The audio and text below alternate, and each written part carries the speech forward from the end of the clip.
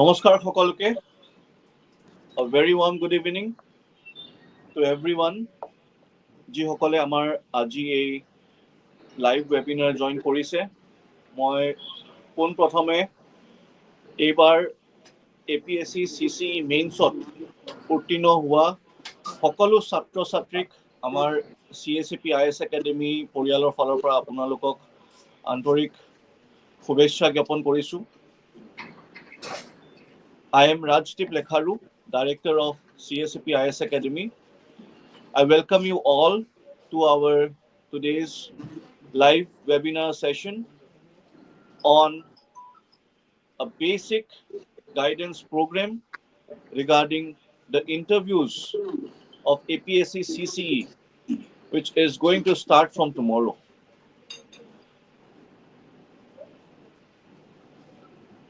We are just taking a few moments for some students to join in, and we will begin the session shortly.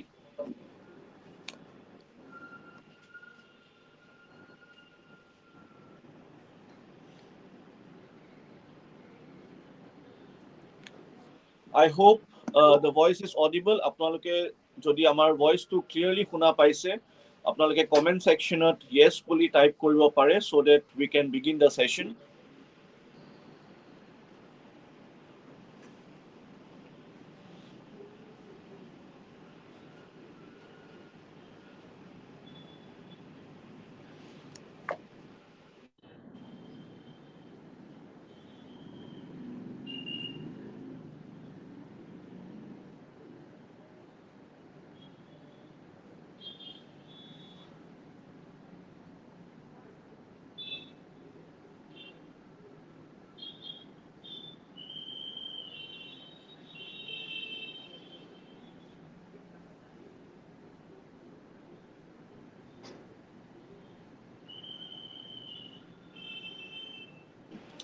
All right, so the voice is clear enough.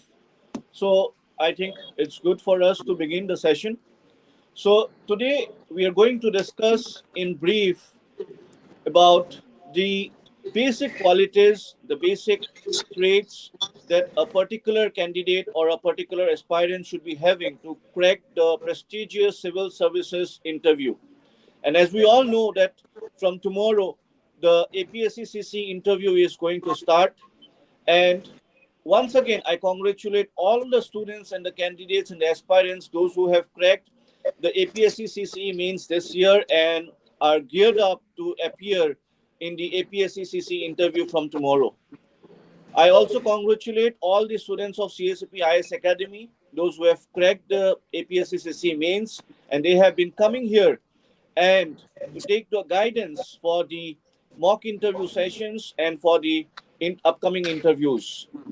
Today, we have amongst us two very prominent dignitary members of CACP IS Academy who have been tirelessly and giving a lot of effort for the candidates for the upcoming interview sessions and have been thoroughly guiding them in details about their profiles, about how to face the upcoming interview, and discussing in details regarding all the problems or the confusions and the dilemmas that they might be having while facing the upcoming interviews.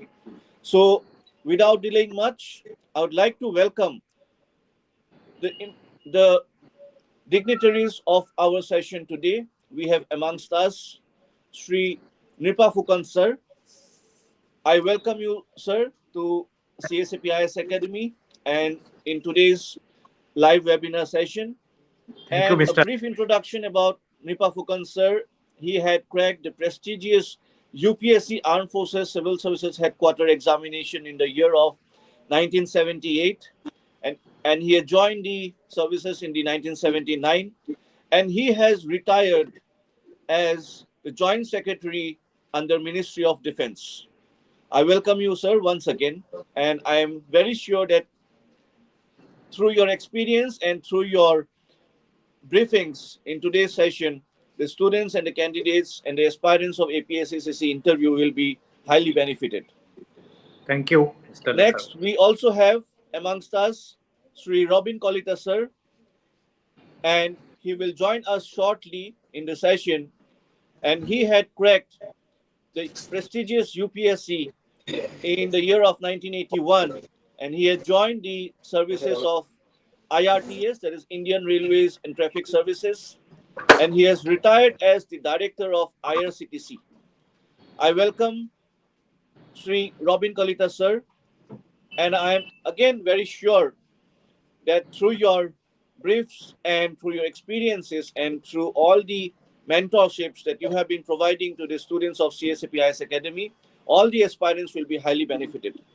I welcome Sri Robin Kalita sir also to today's panelist, and I would like to start the session, and I would also like to announce that if any candidate is having any question or query regarding the interview sessions, which is going to start from tomorrow, you may kindly put your questions in the comment box, and we will definitely be happy to address and or answer your queries, and we'll take it up from the live chat box. Okay, so Robin Kalita sir, in his system there is some technical problem, so he'll be joining after 5 minutes. So I'd like to start the session with Sri Nipafukan sir. Sir, I welcome you once again, and I'd like to first take the initial comments of you regarding the upcoming APSC Cce interview. Thank you, Mr. Lekaru. At the outset, I would like to congratulate as well as offer my best wishes for all the candidates who have been called for the prestigious interview. As you know, this interview is basically for the assessing the personality of the candidates, whether they are suitable. We want to assess the traits like their character, their resilience, their decisiveness, their honesty through the interaction with the candidate, which may last from 20 minutes to 30 minutes. And at the outset, I would like to say this much only. Thank you, sir, for your initial comments. As we can see, Sri Robin Kalita sir has also joined us. And sir, if you can hear us, I would like to request you to give your initial comments for the upcoming APSC Cce interview. Thank you, Mr. Lekaru, and my friend Nipa. It's nice to be back with you again on a similar day. Last year we had met and we had also discussed. I don't know if I'm audible. Can you hear me? Yes, sir, it's audible. Am I audible, and can you see me and hear me both? Yes, sir, it's working fine. Okay, fine. So welcome to this session of the webinar. We are going to discuss some very important issues because the interviews are going to start tomorrow. Now, I would firstly like to congratulate all those who made it to the interview, and also to wish them the very best, that they should be able to perform well and this time come out with flying colors. Firstly, I would like to tell you that if you are preparing for tomorrow, day after, or any of the days just following, then relax. Just sit back, listen, and try to imbibe what is being told. Most of the things you would already be knowing. It's only reminding you of what it is all about. And therefore, let this be a session where you will be able to take whatever was missing on your wish list, and then perform accordingly. Yeah, Mr. Lekaru, I think you can start off the rest of the discussion, and as and when you need me, you can tell me. Yes, sir. So thank you so much, sir, for your initial comments. As we can see that students have been joining in our live session. First, the very first question that I would like to ask is regarding the personality. Like, is it this interview, like, is it the test of knowledge or the test of the personality of a candidate? Sir, Nipafukan, sir, please, if you can address this question. How do a candidate or an aspirant take this interview? As a test of knowledge or as a test of their own personality? Mainly it is the test of personality, but for that, the board members would like to talk to them, interact with them. And obviously, it has to be on to some of the current topics or his knowledge about his subjects he has done. He has done his graduation, he has done his post-graduation, or if he's working, about his job he's doing it, how he's doing it. Is he serious about it? Does he have a in-depth knowledge or basic knowledge about the subject he has studied or the job he's doing it? And what are his attitude? Is it a right kind of attitude, positive attitude, or he displays a little bit of negativity that they need to avoid that? This sort of traits we wanted. And we want to see how he answers it, because nobody can know all the answers, nobody has all the knowledge, none in this world. So it depends how he going to reply the question, and it should be precise reply to the point, and he doesn't get into unnecessary arguments or unnecessary very rigidity. Flexibility, we look for flexibility, at the same time determination, sincerity. These are the traits the board would like to have in any candidate. Okay, sir. Yes, sir. You have very rightly addressed the question. Since you have highlighted the importance of personality, that the basic personality or the basic quality or the traits of a particular aspirant is being tested in this interview. My next question to Sri Robin Kolita sir will be that, sir, when the aspirant or a candidate is just about to enter the interview room, how he or she is like supposed to present themselves, where their personality is highlighted in front of the panelist or the interview board? Or what are the basic inherent skills that they should highlight so that their personality is getting reflected in front of the board? Mr. Lekharo, let me speak a little bit in detail about what Mr. Nipo Fukan has already initiated. Very rightly, he said this is not really a knowledge test, it is a personality test. Your knowledge has already been tested through your preliminary examination and particularly your mains. So, what the board seeks to understand is whether you have suitability to become a civil servant, whether your personality is strong enough to imbibe into the service. Because among the hundreds, among the people who will appear in the test, basically the board will try to reject as many as possible and take only the best of them. Now, best in what terms? Firstly, we mentioned about personality. I would like to define personality in this manner, that there are two aspects of personality. See, when you come into an interview board, what does the board see, or what do the members of the board see? Firstly, they see you physically. Physically meaning they see your face, they see how you've groomed yourself, what kind of a dress you're wearing, is it decent or not, is it properly worn or not, whether you're able to do the minimum protocol of knocking the door and then saying, may I come in, sir or madam, and then you walk in smartly and come near the chair where you're supposed to sit, and then you will be asked to sit after you wish them either good morning or good afternoon, whichever is the relevant thing.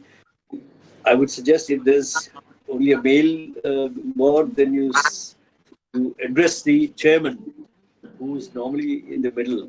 You address him as good afternoon or good morning, sir, and then you can wish the others. But you can also say good morning, sirs. In fact, instead of saying individually to each one of them, you can address everybody. But please remember that you are addressing everybody. Therefore, your eye contact must be there with each one of them. Look at each one of them with a smiling face. You don't have to laugh, or you don't have to have a smile of grin to grin and a ear to ear grin. But your face should be radiant. Your face should immediately show that you are a positive person, that you are a smart person. You walked in smartly, and then you are asked to sit. Then you sit down.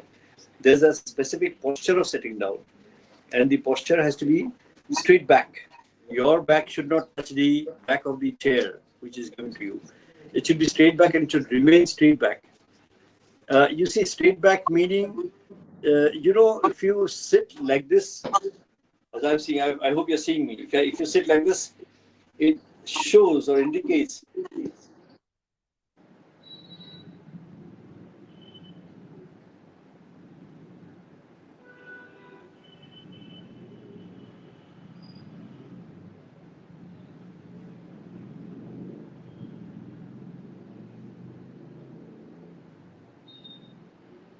now this is the physical part. How you able to your voice is very important because that's the thing that they hear. Your voice is very important. Your look, if you're wearing a suit, what kind of a suit you're wearing, whether your tie is properly knot or not, and if there's just a shirt, then if the shirt, whether it is properly ironed, whether the collars are good, whether you know how to tuck them in, and everything is, of course, dependent on how comfortable you are. If your interview is on a day where it's a little warm and if you feel that you will start sweating if you go in a suit, avoid the suit. There's no written rule anywhere that you have to take a suit, you have to wear a suit. There's no written rule anywhere that you have to wear a shirt. Whatever is comfortable, but whatever is decent. It's very important that what you wear is very decent and acceptable as a smart dressing up. Two things are very important at the same time: your dress and your posture, sitting posture. That sets the ball rolling. And now this is the physical part of it. The as I said, sitting posture again. I'll repeat. If you're sitting like this, it's wrong. If you're sitting like this with your bend forward, that's wrong. You should sit like this, straight back. Your back shouldn't, curve backwards. It should be like this, and you should be able to remain like that for the next 15, 20, 30 minutes of the interview. Now, what is the other part of personality? The other part of personality is the inner personality. That is the way you can take a question, hear the question, understand the question, and then frame the answer in your own mind properly so that minimum number of words can express maximum ideas. And one very important thing, let me tell you, please do not give your answer in long drawn terms. Answer only what is asked of you. If you're asked a question, please try to find out what exactly is required of that question, how you should answer the question. You should not answer something which is not asked at all, because the board members are very seasoned people. They understand what is going on in your mind. You should be able to give the correct, to the point answer only. And mind you, your time doesn't get stretched because you're making delays in answering the question. The time is fixed. They'll take 15 or 20 or 25 minutes. So the quicker you can give the answer properly, the better it is for you to get many more questions where you can convince them, where you can impress them. But when I use the word impress, please, within your answer, do not show off. Do not try to impress them forcibly.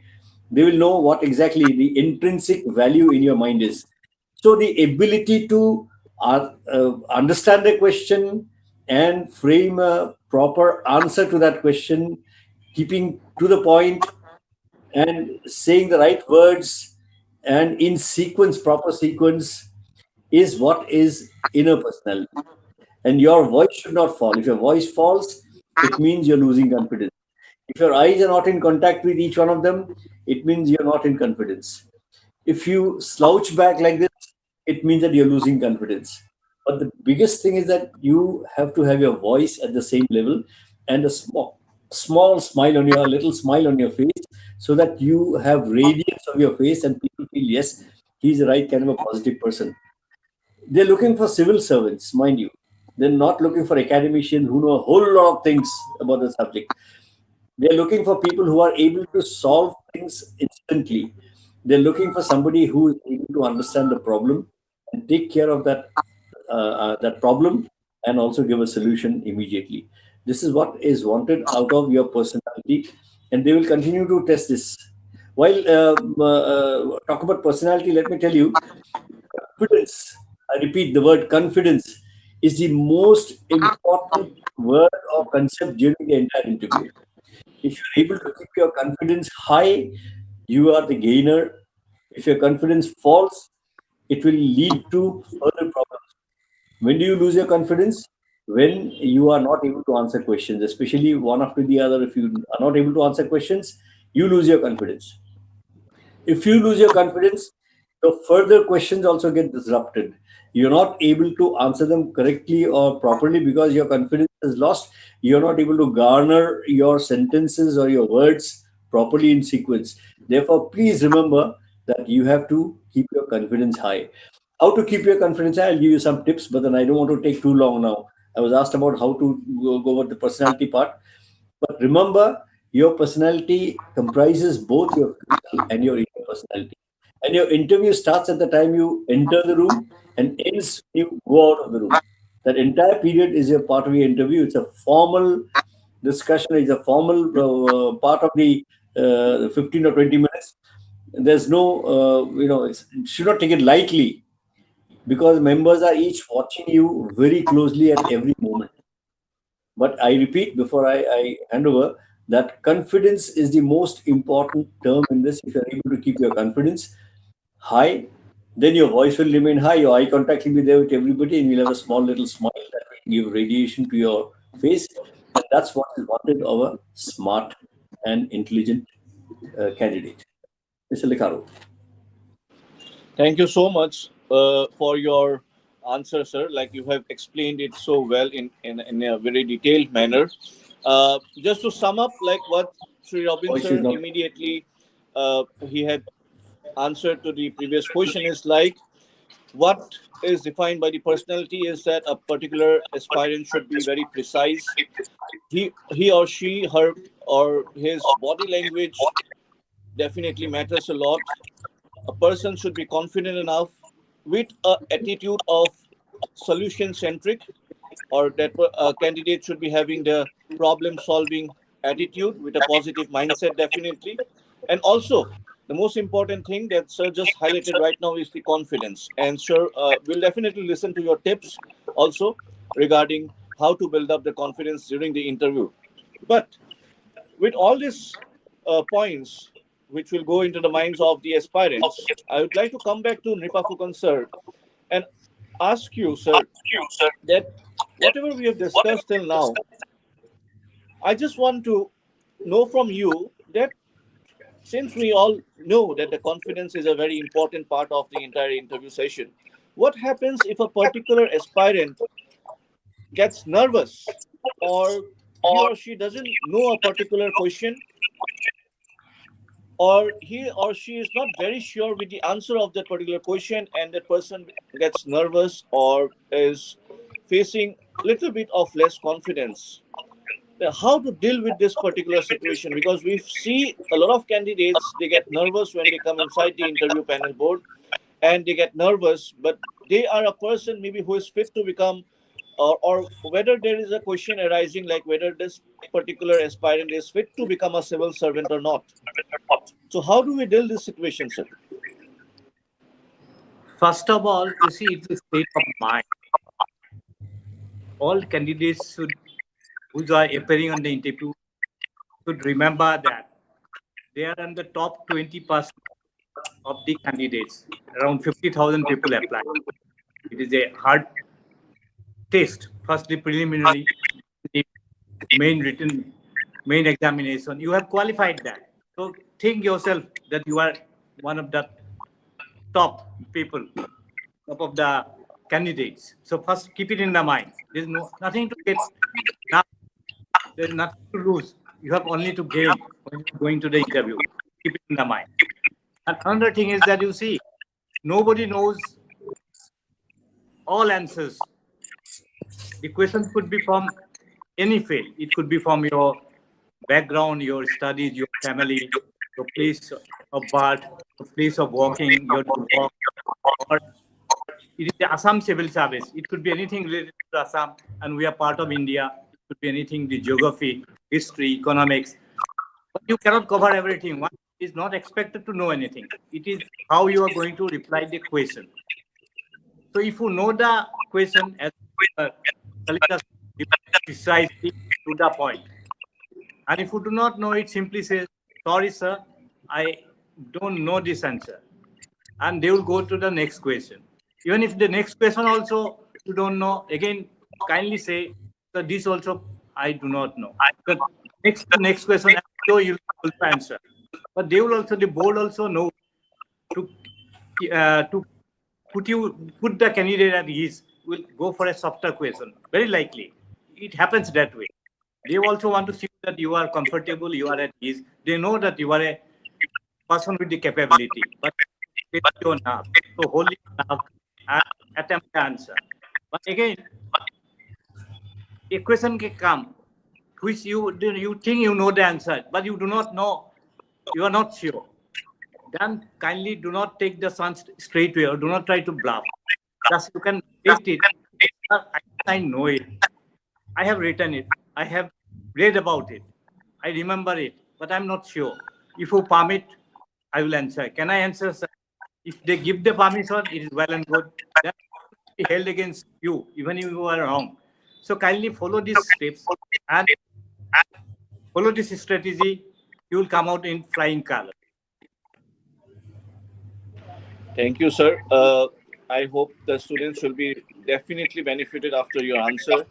And how to face that particular situation, we have discussed in a very detailed way, even if they do not know an answer, and how to proceed further with the next questions. So, moving ahead, sir, like once the candidates, when they face a particular situation where they have to show their balance of opinion in for a particular question, and we see that sometimes the students are being reverted back with a different opinion from the panel side. And if there is a particular situation arising where the student sometimes they feel like winning an argument or are being forced to face this particular situation, how a particular candidate should react to this, whether they should go for winning an argument, or how do they justify their answer with a balanced opinion. Robin, sir, please. Well, let me tell you how to go about such a situation. Once again, I repeat that the board is a very experienced group of people. They know, perhaps they can find out how you are thinking about the particular question, how you are going about in the interview. So, what might happen is that somebody might, in fact, ask you a situation question just to find out how you will react in a situation if you're there in the service. Now, you must be able to simulate and analyze that question in your mind while the question is coming and while you are thinking about it. You must be able to understand that what you are asked to explain is the situation to be solved by you. If you are looking blank, they will know that you have not been able to get the answer properly. But you must be able to respond quickly. You take a few seconds, that's all I do, to respond quickly and find out a solution to that situation. Now, most of the situation questions are posed in such a way that they might be a little controversial, or the answer might be simple but hidden behind some meaning. You must be able to understand that. Therefore, I said your inner personality comes out when you're able to analyze these things properly and positively. Now, if a situation question is asked, then you must be able to frame an answer which is dispassionate, which is not partisan, which does not take sides, and which is quite neutral. Even it could be a question based with some political outcome, or a situation where you have to decide between the fire and the a situation where you may have to actually come to a compromising answer. But please remember, you should be able to form an opinion. Your opinion is important, but if you have a very lopsided opinion, it might go against you. You should not go to extremes to express your opinion. Please take the middle path as far as possible when it's a controversial question. And as was asked by Mr. Likharu, whether if there is a situation where you might get into an argument, my strict advice and suggestion is please do not get into an argument. You may have a different viewpoint, the board member may have a different viewpoint. He has a right to be sticking to his viewpoint. You may have a right to stick to your viewpoint, but please do not argue about it. You only say, sir, I learned it this way. I may be wrong. Well, then he understands that you are intelligent enough not to first take up cudgel to take up an argument. Secondly, you know that you have allowed him to feel good that his point has kind of finally prevailed. So you do not try to gain a brownie point by saying that he is wrong, you are right. That will be very wrong. It will be taken negatively. And also, never speak out of turn when a board member is asking a question. He might not have finished, and you think you know the answer, or you want to refute him, and you immediately start talking in the middle, which is wrong, which is go against you. Let him ask you fully, and then you start answering the question. And when you answer the question, please again remember that you must have eye contact with each one of them. The situation, I come back to the confidence level, how to retain the confidence. Now, in this kind of a situation, if you are not able to answer one question, two questions, three questions, then obviously you start getting shaken. You start losing your confidence that I'm not able to answer questions. But please remember again the first sentence, that this is a personality test and not a knowledge test per se. You should be able to prove your honesty. Saying, sorry, sir, I do not know. That's an honest answer. It's not a negative answer. It's an honest answer. And then when you know an answer, see, any question will have two, three outcomes. First outcome is you know the question answer. Second is you do not know the answer. And third is you think you know the answer, but you're not sure. In the first case, give the answer because you know. In the second case, when you don't know, you're sure absolutely you don't know, then don't start guessing. Simply say, sorry, sir, I do not know this, or I have forgotten this. I read it long time back, but I've forgotten. This is not taken to be a negative answer. It is taken to be an honest answer. The third one is a little tricky. If you think you know, but you are not sure, then what do? You very intelligently throw the ball back to the court of the board member, saying, "Sir, I think I know the answer to this question, but I'm not sure whether I'll be right or wrong. Therefore, if you permit me, I can answer the question." Now he has two options. He can either say, "Sorry, I don't want to give you a chance. Let's go to the next question," or he can take the option of saying, "Okay, you answer." The first option normally he doesn't take because he wants to know what is in your mind. He will say, okay, go ahead. 99% time, he will say, okay, go ahead. Now, the moment he says, go ahead, actually what has happened is he has accepted your contention that you may be wrong also. You may be right also, wrong also. Once he accepts that you may be wrong also and yet allows you to answer the question, which means he will accept your wrong answer also and not put you on a negative. He will say he's a smart, intelligent fellow. He could have given a guess, but he has put the ball in my court. So he is intelligent. So what he's looking at is beyond your answer. He's looking at your personality, whether you are able to handle the situation. And he knows, he has seen that because of this situation, you have not lost your confidence. Your confidence remains because you now know that he is not going to go negative against you. He has accepted your request to allow you to answer. So it means you should not lose your confidence. That is how you retain your confidence. This can go on for two, three questions. Don't worry. Again, he's not looking for the knowledge that you have gained by reading books and all that. He is looking at how you are going to handle the situation. Yes, of course. If there's a very, very obvious question which you're supposed to know and yet you don't know, then it becomes a little bad. But such obvious questions, I'm sure you have come up to the interview level, you will not miss out. But some questions where you're confused, please take this strategy. You will see that you will be in a gaining position. You will not lose your confidence. And I repeat, not losing your confidence is the most important achievement in your interview. This is one. There are many more things, but meanwhile, I think Lekharu has something else in mind also. Yes, sir. You have very rightly said about the entire situation, how to deal with it. Sometimes, sir, we see candidates, they face this problem, in fact, in answering a very simple question, which we normally see the interview panels, board members asking, like, we ask the candidates, like, tell us about yourself or why you want to join the civil services, or some candidates, even we see like they come from a very good background. They have been already serving in a particular service or maybe in some other government sector, and after that, or some might have come here after passing out from prestigious institutes like IIT or NIT, or might have done medical like degree also.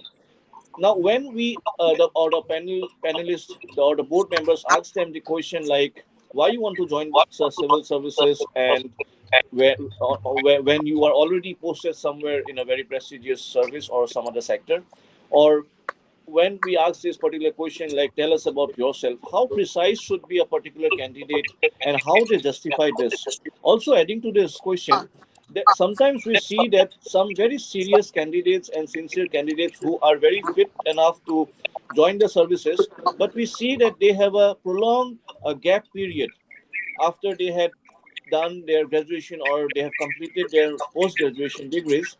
They take a gap of almost 3 to 4 years or 5 years at times. And how do they justify this gap when they have been preparing only for civil services? So how do they answer these three questions, sir? First, I'll listen from Nipa, sir, and then I'll come back to Robin, sir. Yes, that's a big issue, particularly people, those who have passed out from the prestigious institute like IIT, NIT, or even from this prestigious agriculture university and work for some important department like the agriculture department. Justifying it becomes a little difficult, particularly when the pay and allowances were very high. But they have a reasons. They have a good reason. Some of them were posted outside, say Bangalore, Bombay. Their family, their only mother is there, only father is there, or there are a lot of property to look up. Could be one convincing reason. One among many. Another is that they want to serve directly to the people. Every job is a contribution to the nation. We know about it. Directly or indirectly, it is a service to the nation, service to the people. But some people have, after some time, they feel mechanically about that particular job that this is enough. I have received so much on this sector. Now I want to give it back to my people, my state directly. So that could be the one way of putting it across. Because say after 6-7 years, some people have come across people who have joined much earlier because they are good students from the prestigious colleges. Soon after that, they get a campus placement. Very years, people are working in the institute like Amazon, Facebook. They want to come back. So there's a lot of justification for that. Coming back, coming to own state, own people, looking after the property. That is fine. And contributing directly to the own people. That could be one way. Regarding the gap and all, so there will be a lot of justification.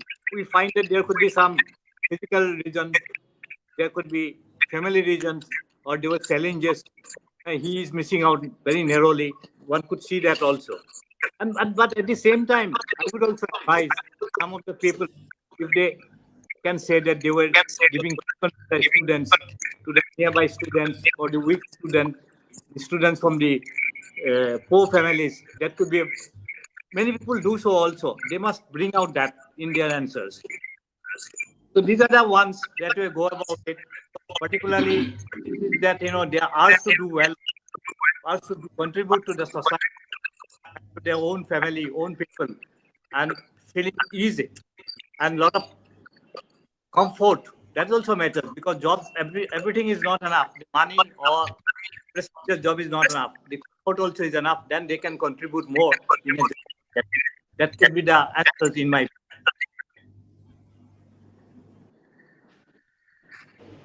Okay, sir. Like that will definitely help the candidates. If I come to Robin, sir, like how do you like to answer to the same question, sir? Because this is a very question like which we always face from the candidates, how to address these questions. Well, let me say that one of the most crucial questions and one of the almost certain questions is why do you want to join the civil service? There will be people who are in the IT sector or some company, in the private sector or even some sectors of the government, where they are already earning some good salary and then they are comfortable otherwise, and yet they have come to do this examination. They want to come and join civil service. Here, I'd like to mention that one very, very important aspect is the honesty and integrity of the candidate.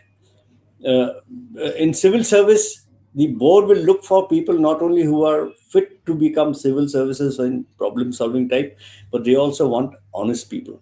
They want people with integrity. If you are asked, why do you want to join civil service?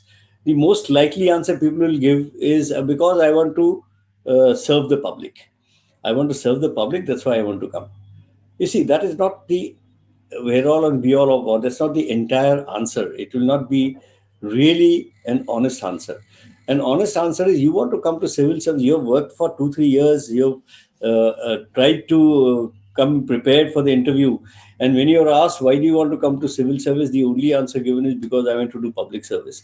Is not enough. It is not. It is part. It is, yes, it's true. Your urge to do things for people, but it's not the entire answer. You must be honest to say that, because I believe that civil service is a good career. It gives me a solid base. It gives me a good career. It gives me a good,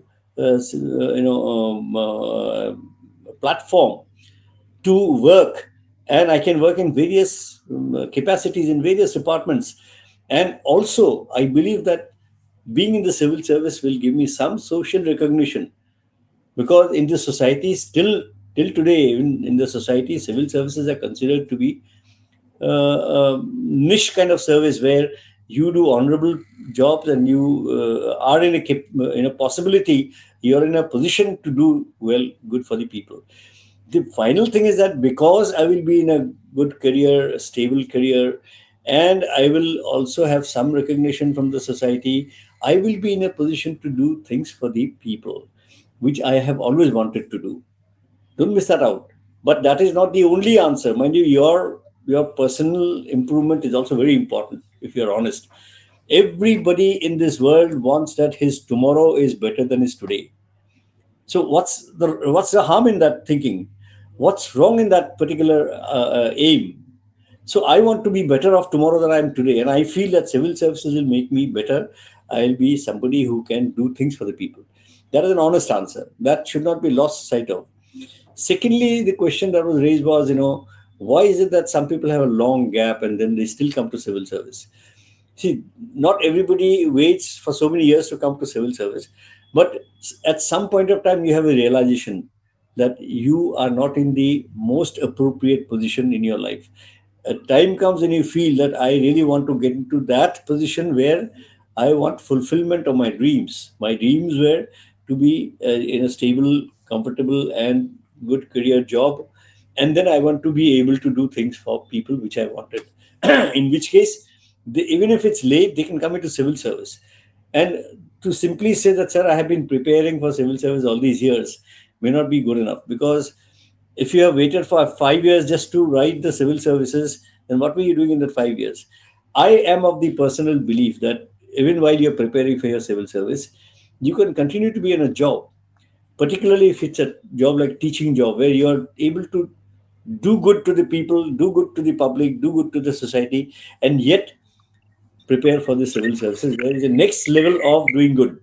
So, if it's a teaching job or it's a job where you have adequate time and energy to prepare for civil services, do get into a job. Do not wait for 5 years or 7 years waiting at home, depending on somebody else's earnings, and you're not even sure what will happen. You may or may not get into civil service. That situation is not very comfortable. But yes, as my friend and colleague Mr. Pukan has already said, there are situations where there's no way out. There's somebody in the family who needs you. You're far away, and you have to look after. There's an ailing mother or ailing father in the family. Then that's a different situation. You do work where you might be actually getting a lot of salary, and yet you leave that job and come here. Then you should be able to explain your situation, why you have to come, where there was no other way out. Okay, but to simply say that I am not able to continue elsewhere because I am bored or I am not, liking the job, you must always say that I enjoy every job, but I thought civil service is a more challenging job. I wanted to come back there, and my salary was not the end all and be all. Even if I get the less salary, I can still do well, but I want a good job. So that covering up is important. That covering up is important, and you should be able to use the correct words so that they treat you to be an honest person. It's very important to prove it to the board that you are honest and your integrity is on.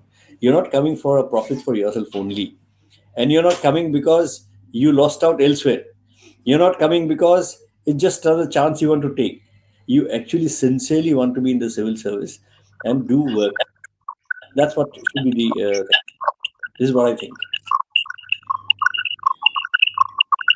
Thank you so much for your answer, sir, that you have given it in a detailed manner.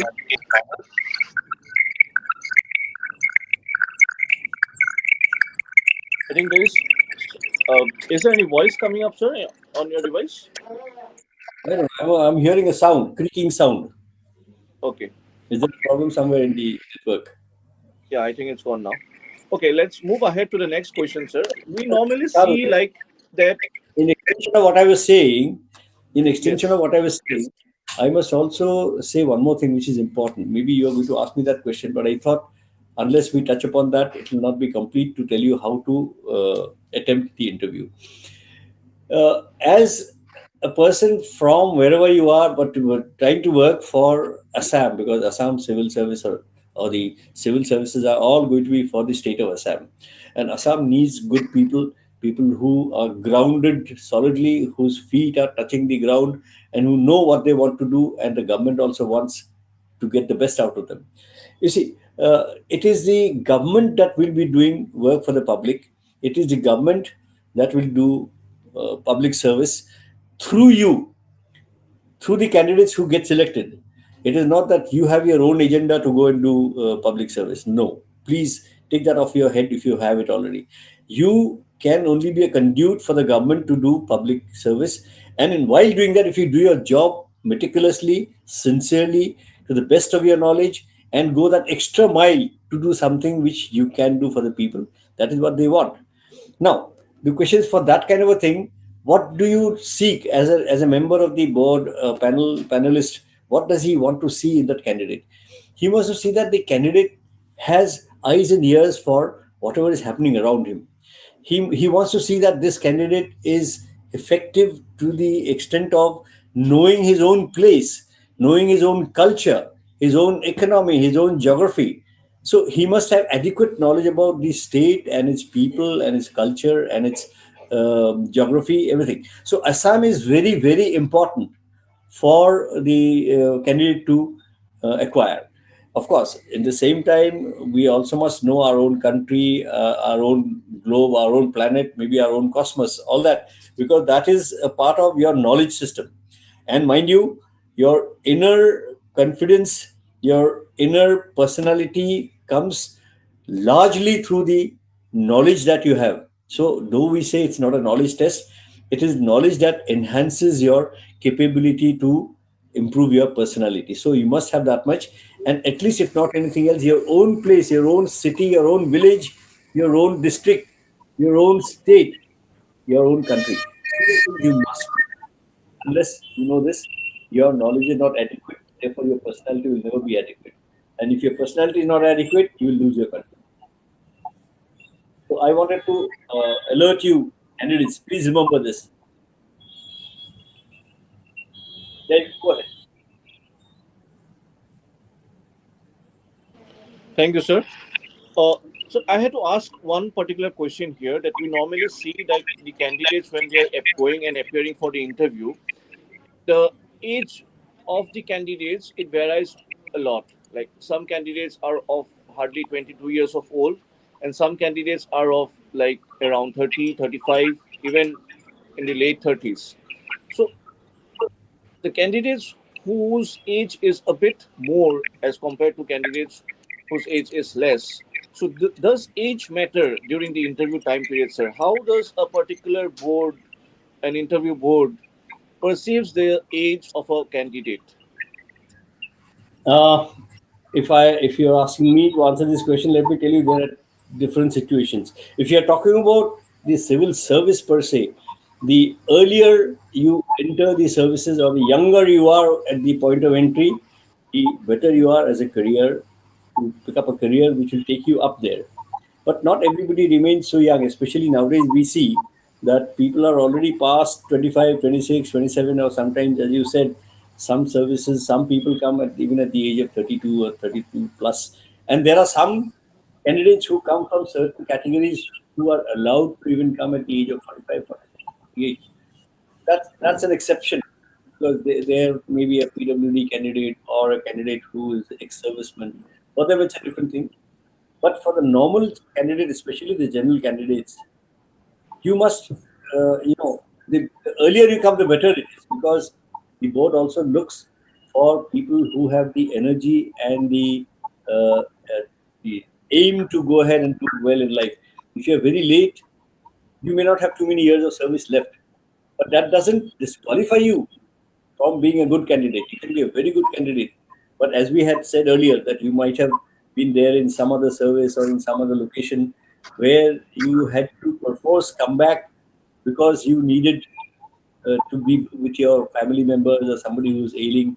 So even at a later age, you can come back. But you can still become a very good civil servant. There's no problem about that. Normally the panel members will look at both and balance them out. They will not say that because he is old, we will not select him. Nor will they say that he's too young and we will therefore not select him. It's a combination, it's a balance of all that thing together, the personality which counts. And if you're able to convince the members that you are the right person to become a civil servant because the government will gain by taking you, and the government's work or the aim to have public service delivered can be done better by you. The young people may not be preferred, and yet an older person may be preferred because if this is what matches, then maybe the older one will be preferred. But if you ask me overall from the perspective of the candidates, the younger you come in, the better you are. Because in the service, if you want to go up, then you can go up only when you are very young at the time of entry. If you are very old at the time of entry, you may not be able to go up. But for some, that is not the aim. They want to be in the civil service and do their best for the number of years that they are there. So it can work both ways. Thank you, sir. I think Nipafukan sir's the technical issue has been solved. Sir, you can hear me? Can you hear me now? Can you hear me? Yes, sir. Yes, sir. Now I can hear you well. I would like to add to the last question is like that way. You see, it depends on the board to board, member to member. Personally, if a person is coming in a much older age without doing anything, only preparing for the civil service, he may not be given extra point. He may be given a normal one, unless and until he can still make it if he has done very well on the main examination, written examination. But a person with the younger man, a board or the government may prefer because he can be molded, he can be trained better. That is one way looking at these things. But yes, as we have discussed earlier, some person must have worked in a private company, prestigious company for a long time. Now he's coming back with a lot of experience and a lot of knowledge. He can be still preferred by the government. Maybe he may be a little older. He may be, say, about 30 years compared to somebody 22, 24 years. But the young person must show maturity and the talent to become a good civil servant. That is the key. And for that, he has to really know the basics. Like Mr. Kalita said, it is ASSAM Civil Service. And if they don't know, I have come across with some people, simple questions. How many districts in Assam? They answer very well. But if I say, can you name the districts of the southern bank of Brahmaputra, east to west? They cannot do it. Very often, if they miss out one or two is fine. Some are not able to do even 50% of them. They must take care of that. They must know Assam geography, history, historical figures, contributions made by the people immensely in the political life art and culture, say society, socio-religious factors, they must know. They must know their contribution. They must know it well. They must know simple thing. Somebody coming from geography background, if you do not know about southwest monsoon, it will be definitely taken as a negative. It's not it. Similarly, our history, culture, temples, important ones, they must know it. Whether it is a young person or whether it is a person with many years, say 30, 35 years. That's what my Okay, understanding sir. and Thank my you so views much. are. Whether it's a young or old doesn't matter. He must prove his attitude, his sincerity, his thorough knowledge, whatever question he answers. Thank you, sir. So, also, I would like to add to this part. So, is language can be a barrier? Like, if someone is not very comfortable in English, and if the board members are asking the questions in English language, can they answer in Assamese language, or what is the scene here, sir? How do they deal with the situation?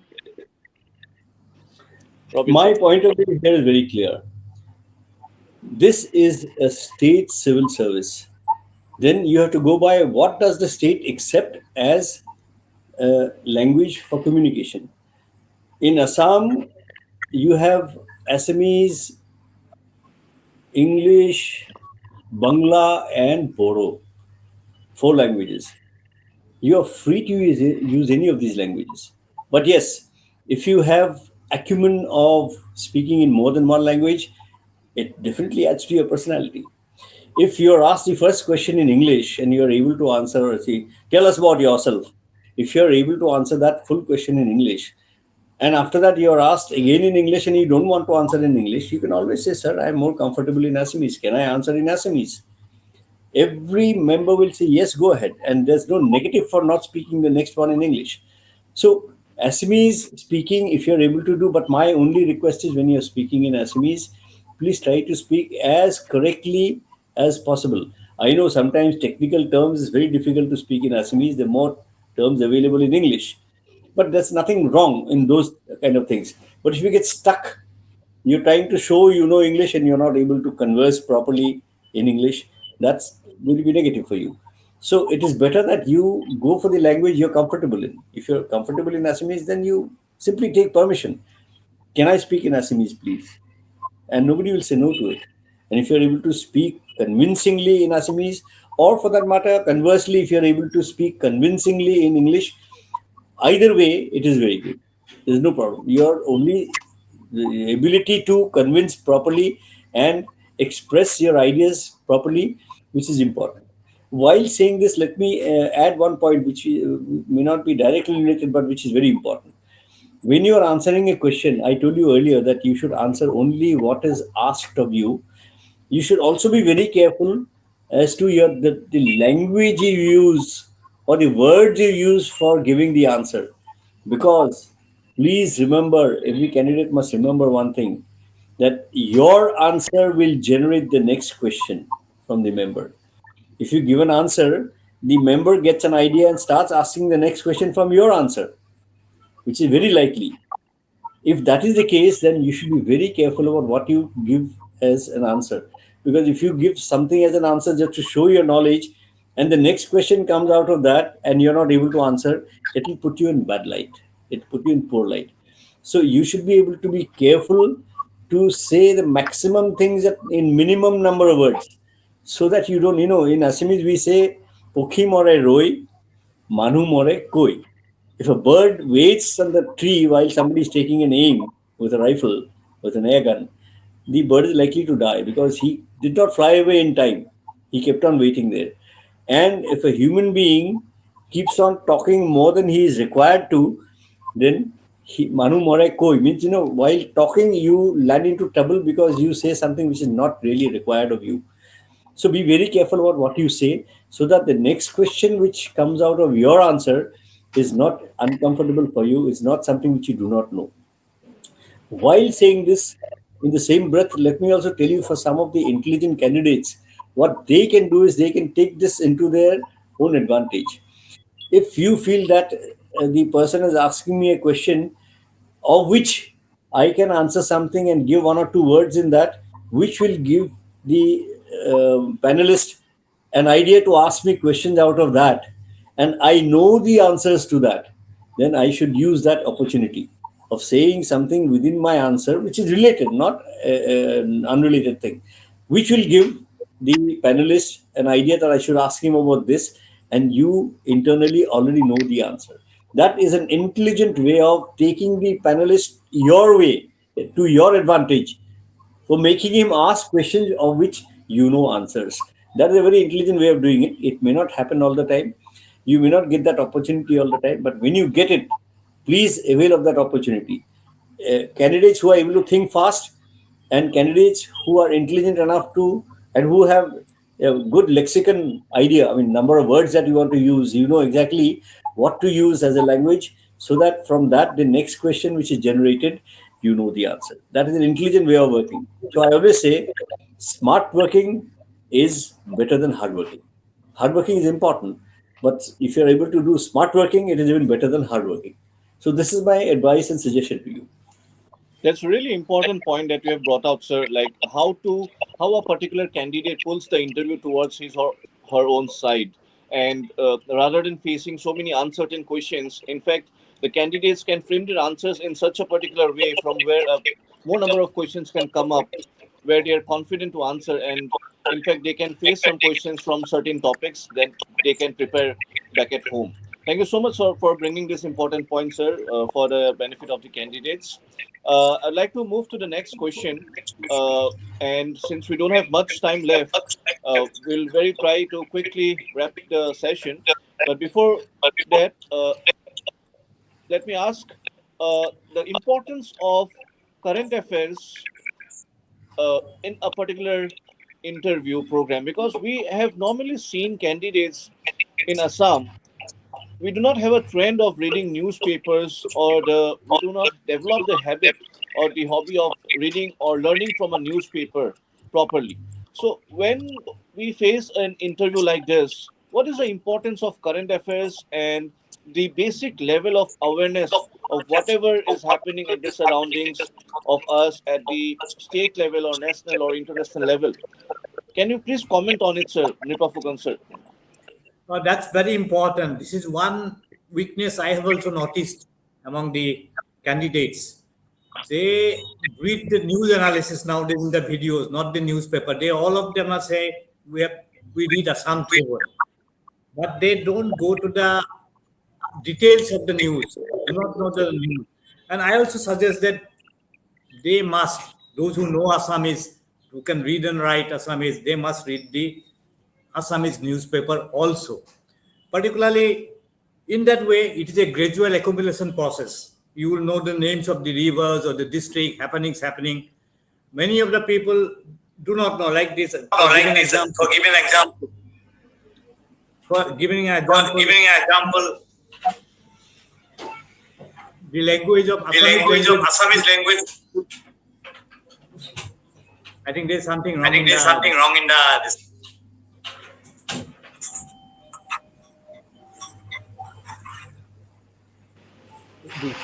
Am I audible? Okay, can I be seen?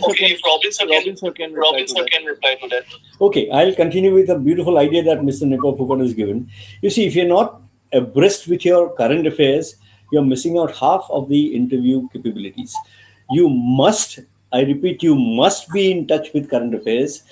You must read some newspapers, and I suggest you read both English and Assamese.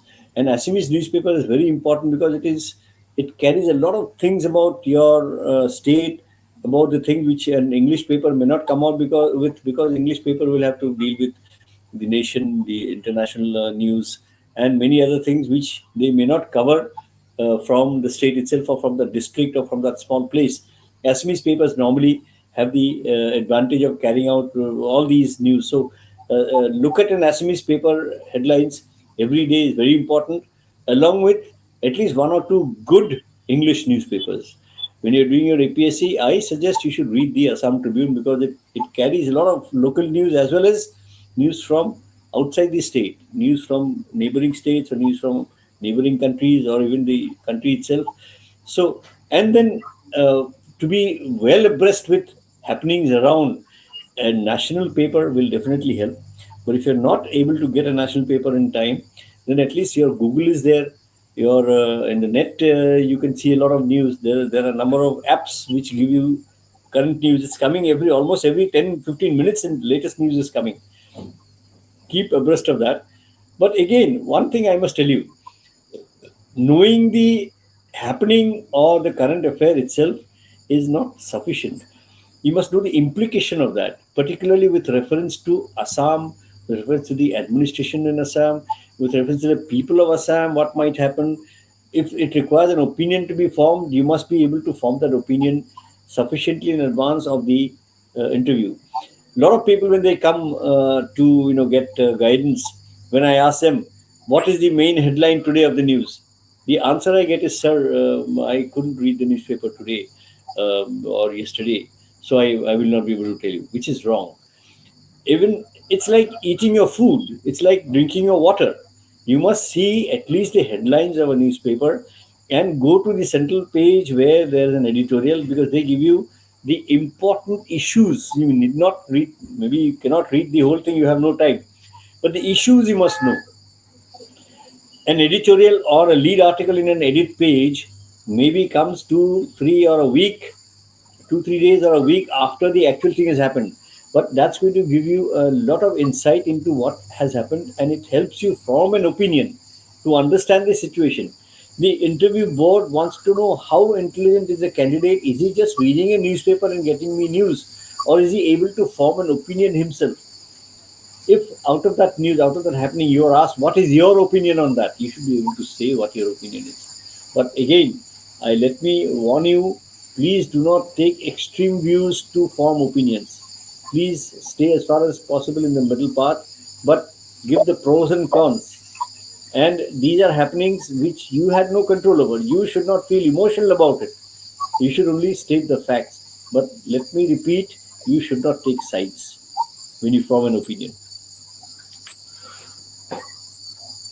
That's a very important point again that you have brought up, sir. I think the technical issue has been solved.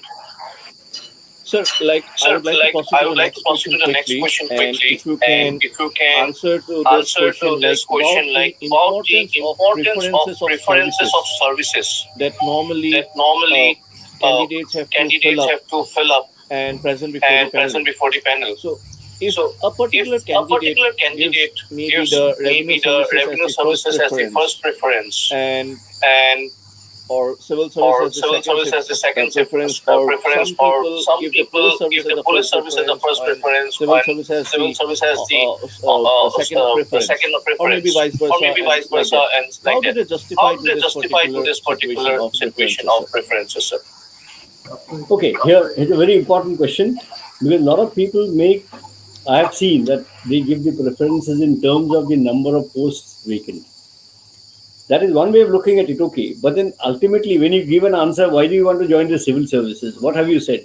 You said, because I want to work with the people, I want to be in a good career, I want to be able to work in various departments. Then that must gel with the choices that you have given.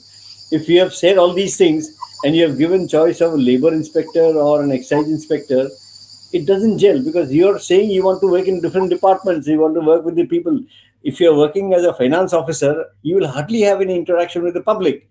You will hardly have access to various departments. You may not have that. So if you're giving an option that you want to join the civil services because of factors that, working in various departments and working with various types of work, and then to be able to go to the public and work, then you must also justify that by your choices. Normally, people give the choice for the best service, and whether you like it or not, today the best service is the Assam Civil Service among the listed services. Next best service is a question mark. Normally people would give Assam Police Service. It's also a very good service, yes. So for some, it is even a better service than the Assam Civil Services, because they believe in the uniform, they believe in the kind of discipline that the police people follow. See, the criteria which you should follow is, number one, which according to you is the best service. Why? because of the reasons you've already stated. Secondly, there are some people who do not want to join the police service because of either of two reasons. One reason, that they have some physical disability which they feel will come in the way. But if that is not a debarred reason, then why not give it? You might get it and you might still be able to go through the police service. If it is debarred, if it doesn't make you eligible to join the police service, then of course there's no question. PWD candidate may not be able to join police service. A person with some eligibility issues may not be able to join. Otherwise, the question comes, if you don't give police service as a choice and you give it later, then a question comes, why didn't you choose police service? You don't like that service? Then your answer should not be that, no, I don't like the service. Your answer should be, sir, I like the service. Police service is very good. It does a lot of good work. But sir, the other services I like better than the police service. Nobody can blame you to say that you like finance service or you like the income tax service. Sir, people should also know about the details of the service. Yes, they should know. First and foremost, you find out. Because you will be asked, okay, you like the Assam Civil Service. Tell me what are the basic functions of Assam Civil Service. You should be able to say that Assam Civil Services have basically functions on the revenue, on the magistracy, and the development work. Some people say when the ACS officer goes to this post, that post, nobody's asking about ACS officer. They're talking about the Assam Civil Service.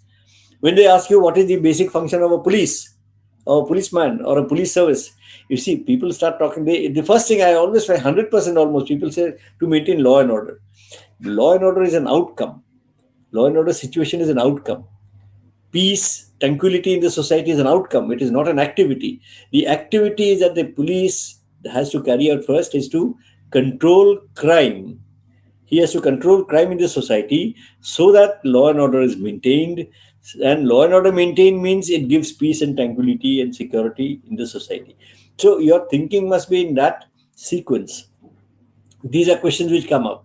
But selection of the service, only because there are more number of posts in this particular service and because less number of posts are in the other service, you don't choose, may not be correct. You must also feel yourself to be fit to be in that service, that you like that service. But of course, normally speaking, Assam Civil Service should be the best choice because it has everything that you want. All the other services combined together, whatever you get in the Assam Civil Service itself. And it's a premier service.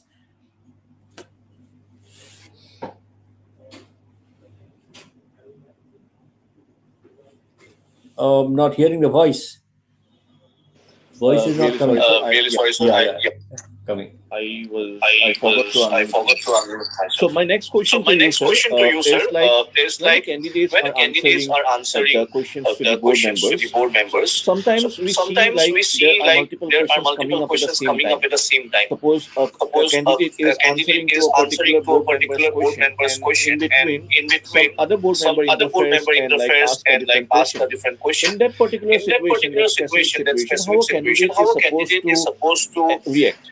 Like whether the candidate should first complete the answer to the previous question, or the candidate should proceed to the next question, or how do the candidate respond to this particular situation. It's a very good situation you brought out. This happens quite often. Here comes the intelligence of the candidate.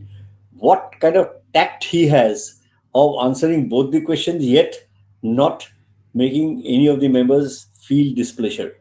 Now, if a person asks first about, okay, tell me about the tea gardens of Assam, and the other person asks, but what happens when the space programs fail, some such thing, they're unrelated, then you must be able to, as a tactful candidate, you must be able to say, sir, let me, I was halfway through the tea problem, let me complete that and come to your thing. But if it's a related kind of a thing, then you should be able to, somebody might say, what is the present status of your tea industry in terms of sales volumes in the international market? And the other person says, okay, what is the impact of climate change in tea? Now, they are related questions. So you might be able to join them up and say, sir, the present situation in the market is this, and one of the reasons is failure to get good quality tea because of climate change. And what has climate change done? This is what it has done. That the tea production falls, or it comes late because of late rainfall, or the quality is missing because of use of certain kind of inputs garden. So these are related. So you can answer both the questions at the same time, but you must not lose sight of the eye contact with both of them. Both of them must feel that he or she is answering my question. That feeling should be there. Each member should feel that he is a smart fellow. He is answering both of us together. If you're I think, sir, totally the unrelated, presence of mind is very important. very important. Tact and presence of mind is very important. Yes, sir. Thank you so much, sir. Like, after this, when we are answering the questions of the particular interview board members, normally uh, I see, or the candidates, when they come and discuss with me, is there a importance of answering a particular question from a multidimensional perspective, or what is the importance of critical thinking, the aspect of critical thinking of a particular candidate? And as we have already discussed, the importance of balance of argument or balance of judgment. So when they are answering to a particular situation-based question or any particular question the interview panel is asking, what is the importance of multiple thinking and also critical or logical thinking? So, like, does it also reflect on the personality of a particular candidate, or is the interview panel board also judging a particular candidate on the basis of this particular certain areas? Good question again. You see, what happens, I go back to what I said earlier, that when you learn about an event or a concept or something which is going around you, please do not stop at learning only the happening. That's not the end of it. There's something behind it. Why has it happened? And if it happens, what might take place? You must be able to go deeper than what is written in the newspaper. You must be able to then search and find out. If today the question is, who has won the election in the United States? Donald Trump. That's not the end of it. What is the implication of Donald Trump coming? Because he's bringing a change in the whole system. Then you must understand his way of thinking, and so how it might impact India, how it might impact Indians living in USA. There may be multidimensional. It may be Indians living in USA. It might be the visa system. It might be the taxation system. While USA decides, it might be the value of rupee. So many things together. So when you go and read a particular thing, please do not stop at what is face value. Beyond the face value, there are a lot of things happening. You must understand the whole situation. And as I said, I repeat, you must be able to analyze them, form an opinion, and know how to answer that question. Again, without being partisan, without taking sides. This is important. But to be able to analyze the question and form your own answer with the right things to be said at the right time, we say, with making the right noise, you should be able to do that to become a good candidate in the eyes of the board members. Thank you, sir. So here I would like to just add a few points. When a particular candidate is preparing for their interviews, I believe, like, some questions are coming from different pillars of their subjects. Like, for example, if I would specifically mention, some questions they can predict from their own personal background, from the area from where they belong, or where their birthplace, the school, the college, the university from they have passed their degrees. Apart from that, if they have any job experience, the previous experiences, like if they've worked in any particular sector. With in addition to that, specific to Assam, there we can predict some questions, some general questions, like maybe questions on how to develop the tourism of your particular district if you're posted there, or or the flood issue, or there are so many issues specific to Assam.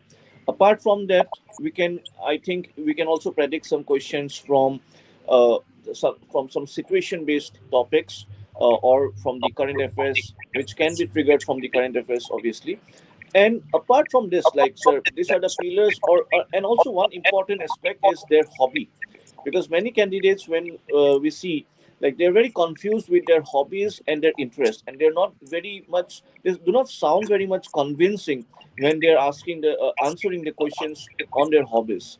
So, sir, do you like to add something uh, on all these topics, like from where the candidates can predict questions from some other pillars or from some other dimensions? I think it's a very good point you have brought up. I'll take the last part first. Hobbies. In fact, we should not have missed out in our discussions. Hobby is something which the candidate himself or herself writes that he or she likes doing. Now, what is hobby? Hobby is something you do outside your normal work because you love that work. You love that work, you get engrossed, and you feel happy. You're entertained by that job. You feel satisfied by doing that. And hobbies normally come out to be reading books, traveling, watching television, watching football, or I play cricket, or I love cooking. I write my journal. I love writing journals. Many things can come as hobby. First and foremost, please remember that the more you write about hobbies, the more you are asking for trouble, because there is going to be some question on your hobby. You must select a simple hobby on which you have good knowledge, because you will be asked on hobbies. A lot of technical questions may come up which you may not be able to answer if you give too many critical things. So make it a simple thing. If you love cooking, then you say I love cooking, but when you are asked questions as to what kind of food is being eaten by the Mexicans, and what are the types of inputs that go in there, you may not be able to answer. You may not ever have eaten Mexican food. Or what do the Spanish do when they cook this? If you say I love cooking for my people at home, or I love cooking Assamese food, that makes it easier for you to answer. You know what the Assamese food is, you know what inputs you have to give. So make your hobby right in a manner where any question asked, you may be able to answer quickly and answer to the satisfaction. Do not put very complicated things. If you put very complicated things, very complicated questions will come. So that is important. And don't put too many hobbies. If you say my hobby is playing badminton, playing football, cooking, and traveling, then there can be a whole lot of questions on which you will be foxed. You will not be able to answer questions. So one subject you put as, it's better that you put one subject as your hobby and have thorough knowledge on that. Since you put that as your hobby, already you have a lot of knowledge, but go into some technicalities also. Okay, so that when you ask questions on that, you're able to answer them. See, I'll give you an example. For example, reading. My hobby is reading. Reading is one word, but it's a huge arena. Reading what? Reading novels. Now, novels again, it's a huge arena. Okay, which novels? You like English novels, Assamese novels, you like some other novels. Who is your favorite novelist? Tell me the last book you read about him. You may not have read, or you might have read 2 years ago, but you wrote because you thought it's a good thing to write. They'll be impressed by saying that I am a person who reads, but you're asking for trouble if you're not very much conversant with what has been happening in the literary world. Reading means it's not just reading newspapers. It would mean many. You can say reading poetry, or reading Assamese poetry, or reading contemporary poems. Everything should bring it down to answerable questions.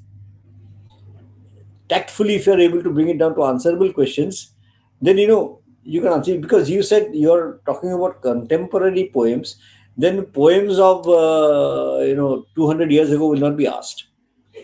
You have already made it limited. If you're saying I love cooking our home food, Assamese food, then you're bringing it down to that. You know the answers. It is easier to answer. That is about the hobby. So make it, but be sure that whatever you write as hobby, you have studied enough, you have understood, and if questions come, you're able to answer. What I said is make it simple so that questions can be simple, answers can be also simple. Okay. Yes, sir. Now, Likharu asked a very important question about criticality. If there's a critical situation you are asked to tackle, if you are posted as an ACS officer and they give you a situation, if in such a situation, what would you have done? You see, there may be many aspects to that, many angles to that. If I say, as an ACS officer, your first day in office, you've gone back after office, you've gone back home, and your district commissioner says, well, you please go out, and there's a problem. I have just heard about a complaint that there is an encroachment made on road B, or road, by lane 5 of so and so place. You have to go and evict there's a serious complaint. Please go and do that. Now your orders are to go and evict that whoever is the encroacher. You say, okay, sir, I'll do that. And you go there, you find that there is a small hutment in which there is an old man almost dying. He is very ill. He is on the ground. There's no bed. There's no water to drink. And his old wife is trying to attend to him. And you are going to evict them now. They have no place to go. What do you do? Some people in the locality have come and asked you, why have you come? They're in such a dire stress. What is the angle that comes now? The humanitarian angle, apart from the official angle, that they are encroachers. Yes, by law they are encroachers, but otherwise, if you see, there's a humanitarian angle. What do you do with that? The interviewer, the panelist would like to know your first response to that. Some people will say, well, sir, I'll take them to a nursing home, or I'll take them to a hospital. I'll take them to a place where they can be looked after by some old people's home. See, that is something you may or may not be able to do. But your first response should be, you report back to your district commissioner who has given you orders. You tell him the ground reality. So this is what I see. Now I find that there is a humanitarian angle and they are absolutely abject poverty-ridden people. Now, sir, what do you want me to do? He will perhaps say, okay, I didn't know this situation. So you come back, we'll decide later on. Or he might say, okay, go and evict. Or he might say, go and take them to so and so. Now, once you've got the orders, then you can follow. It's not your fault alone now. The response that you will give is very important here. What is the first response that you will have? Okay. As a policeman, you are posted, and the first night you get a call saying that near your place there is a village and there's a fight between two groups of people and they are trying to meet each other. They've lit up one house and it's burning now. What do you do? What is your first response? And that's a place where you don't even know the language. You don't know the place. You don't know the area. You have just joined. What do you do? First response. What will you do first? Will you go there and jump into that place and then try to quell that violence? You take a danda or you take a gun. Can you do that? Your first response should be find out details from the police station. That is the source of your information. So your first response is, I talk to the Thana. And my not knowing the language may not be so much of a problem because there will be somebody in the Thana who will know the language, who will explain to me. So your first response is what they ask for. They don't want you to solve the problem immediately. There are many ways of solving the problem. But how you react to a question or situation is important. If there's a situation where you go chasing a dacoit in the jungle and you find that he's running away from you, will you shoot him? Will you not shoot him? What will you do? Can you kill him? What does the law permit? Does the law permit you to kill him as a police officer? That may be the question. You cannot kill him. You're not the person who can authorize killing. You have to capture him. If you're not able to capture him, there are other ways of doing it. Okay, now this second instance, suppose that dacoit comes back and points a gun at you, point blank. What do you do? Now you have to save yourself. When you have to save yourself, that means it is, preservation of one's own life. Will you not shoot that gangster or not? Now you can shoot him. Because to save yourself, you can shoot him because now the law says that in self-defense, you can shoot him. Okay. So these are situations, they're common sense, not necessarily that you know the law. These situations may be asked of you and you must be able to respond immediately. Your brain should be able to work quickly and tell the most plausible possibility or most plausible answer. There are situations which may come. Somebody might want to find out how quick you are in thinking. Are you good enough to be a policeman? Are you good enough to be a civil servant? Or are you just another person who will just wait and think and look up and look down and not give a proper answer? That is important.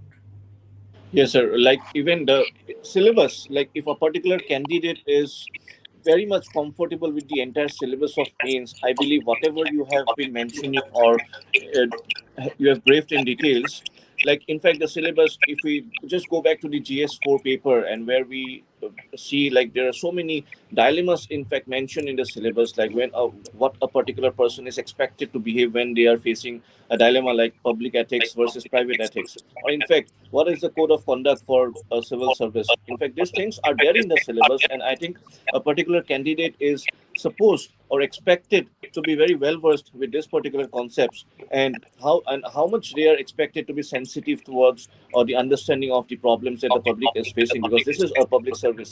And I think a particular aspirant, whosoever is going to appear in the interview from tomorrow, should be sensitive enough to understand the particular question and address it in a very matured way. Before we answer, as we have almost come to the last part of today's live webinar session, uh, I'd like to hear from you, sir, as maximum candidates know that you have been a part of CSAP IS Academy since a lot of time period. And we are really honored to have you as a chief mentor of a particular institute of us. And I'd just like to hear from you, sir, your experience, that the candidates you have faced, that the candidates you have mentored.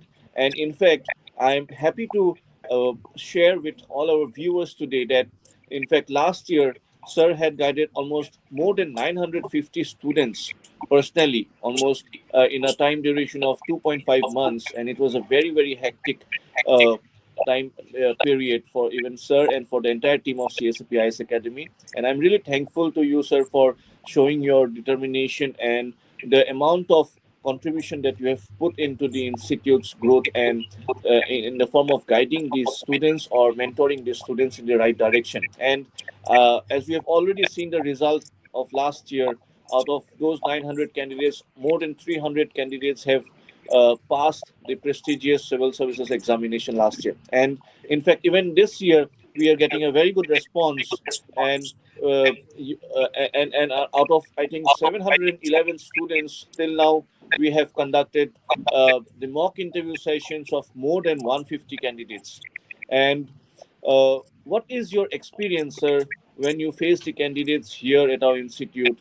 And what are the basic things that they are like looking up to from us or from you specifically? And also in the upcoming time period, in the next 15 days, as our mock interview session should be going on, and many of the candidates will be coming here for the mock interview guidance, what would you like to share with them, sir? Well, let me tell you first and foremost, the very beginning of this webinar, I said one thing: what comprises personality. So most people who come to meet me or who have come for guidance initially are not aware of how to build their personality. And I told about the physical personality and the inner personality. When you combine them and make them, come to a good position of both the things together, then you get a good personality. I've even told my some of these students who come to me how to increase the confidence level, how to improve your personality, how to improve your voice. In fact, I've told them you should do Omkara if you have a problem with your voice, if you have a problem of confidence, if you have a problem of forgetting. Omkara will help you not only for improving your voice and improving your lung power, it will also give radiance on your face, and it will wash your brain. The blood goes and washes your brain, and you're able to remember things better and keep yourself cool. Keeping yourself cool and confident, as I said and I repeat, is the most important thing about an interview. Now, for those who are starting tomorrow or maybe day after tomorrow, my one small advice is sleep well. Tonight, go to sleep early, sleep well, and sleep fully. A normal human being, a youngster, is supposed to sleep for not less than 7 hours. 7 hours is a must for anyone to sleep, to get to regain all the energy, to recapitulate things in the memory. If you sleep less, you're not aware, but you're forgetting a few things.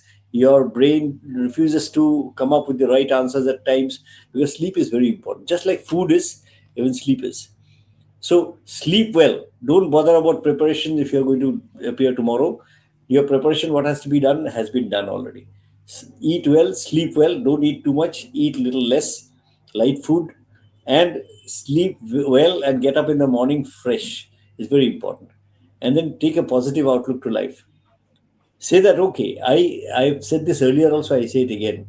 I can because I think I can. You must think positive. You think you can, so you'll be able to do it. And remember the few things. If you have come to me earlier, some things I must have told you, please remember those, do those. And how you keep your confidence during the entire period of the interview is important. Don't get provoked. Sometimes one of the members might want to just find out how you respond to certain things by provoking you. Don't get provoked. Keep cool. Do not argue with the members. While you walk in and when you walk out, be smart. And then when you sit, please maintain your posture, and your voice must be there at the same level. Your eye contact is very important with all the members. You may be answering one person, but your eye contact should be with all the members because you're answering each one of them. The question may be asked by one member, but your answer is for all the people. Otherwise, they will lose you. Some members will say, okay, he's not engaging us in his discussion. So why should we bother? If you lose such people, you lose marks. They might have negative feelings towards you. So you must have that. And at the end of it, have a small little smiling face so that you look radiant, you look bright, and take it to be a positive thing. I repeat, keep your confidence level high. Okay? Thank you so much, sir, for your briefings and sharing your experiences and also giving a good amount of information for all the candidates who are going to appear from tomorrow in the upcoming APSc Cce interview exams. I thank you once again, sir, for your time amongst your busy schedule. I would also like to thank Sri Nripafukan, sir. He had to leave in between for some technical reasons. And one more thing I would like to announce for all the candidates who are going to appear for this exam that our another chief mentor of our institute, Sri Anil Swarup sir, who is a retired IS officer, who was also the education secretary of Ministry of Human Resource Department of Central Government. Also, he was the coal secretary of the central government. He will be with us at our institute from 15th of this month, that is November, to 18th of November, to conduct some one-to-one mentorship guidance programs for all the candidates who will be facing the interview this year. So anyone who is interested can join us with Sri Anil Swarup sir. Along with that, Sri Robin sir and Sri Nipa Fukan sir have been conducting the mock interview sessions on a daily basis. So those who are interested can join us and be a part of our interview guidance program to make sure that you get a good marks in the upcoming interview, which might change your uh, future, obviously, because the interview marks is a determining factor since it is a part of the total marks, and it might, in fact, boost up your rank and might give you your preferred service also. So, once again, I thank our esteemed panelist member for today's live session, Sri Robin Kalita sir and Sri Nipafukan sir. I thank all the viewers and I wish all the very best to all the candidates who are going to appear in this exam. Thank you once again. Bye bye. Take care. Good night. Thank you very much.